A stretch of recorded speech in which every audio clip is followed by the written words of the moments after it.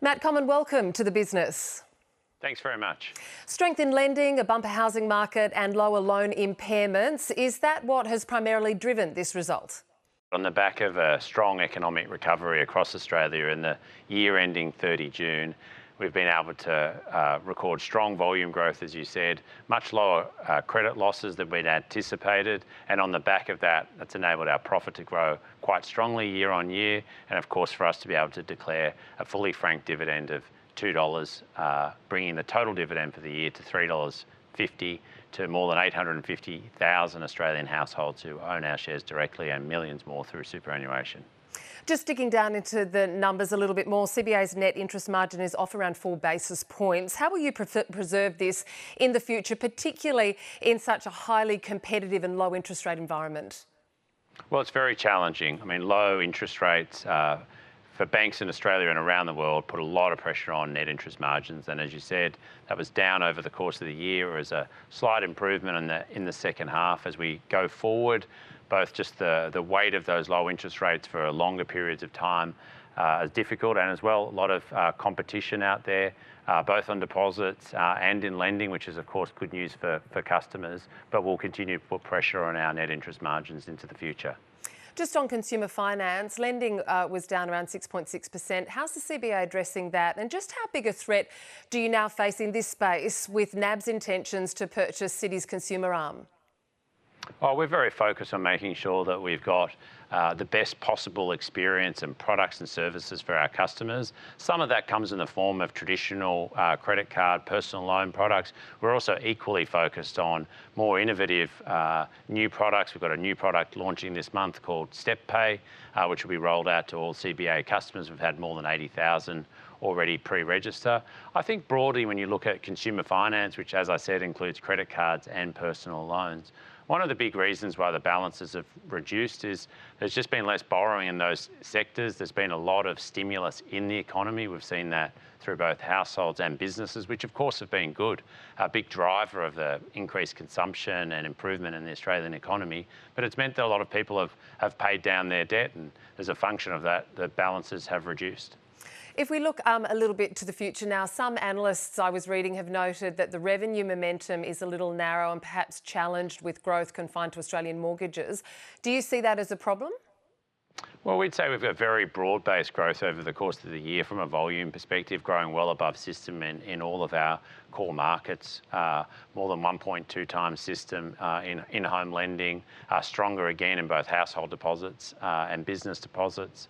We had our strongest year ever in business banking and in commercial lending. We grew our balances by 11%. That's the strongest growth we've seen in a year, which I guess gives a good indication of the support we've been providing to Australian businesses and our supportive posture towards Australia's economic recovery. So I think from a volume perspective, I think that's very good growth. But as we've been discussing, with margins coming down, it does mean that it constrains the overall top line income.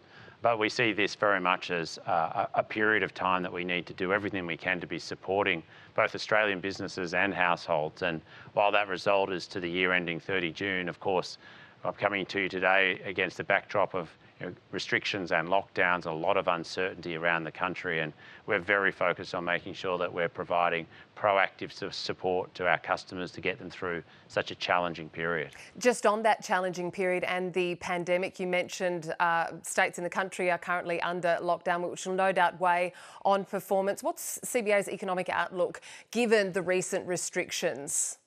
Very difficult to forecast over the next few months. We do anticipate clearly there'll be a contraction in GDP in that September quarter. Really depends on when the restrictions are eased, but at this stage we're forecasting a modest growth in the December quarter.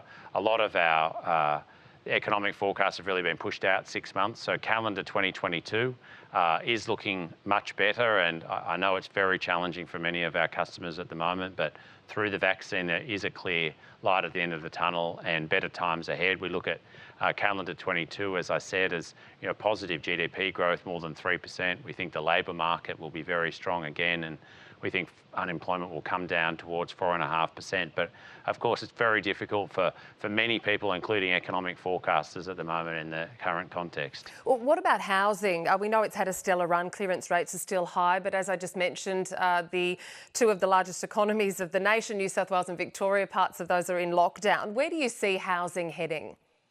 Well, we think housing has performed very strongly and it's been a clear positive for the Australian economy over the course of the last 12 months. So right now we think there'll be a gradual easing of activity, which makes sense given the restrictions that are underway. Overall, I think that's a positive with a market like housing that has grown quite strongly over the last 12 months, a moderation in that growth and a bit of a pause overall, I think is certainly a good thing over the medium and long term.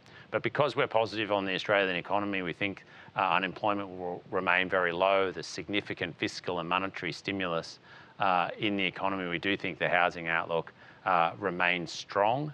But I think it's also important, certainly over the medium and long term and for housing affordability, that it's not too strong.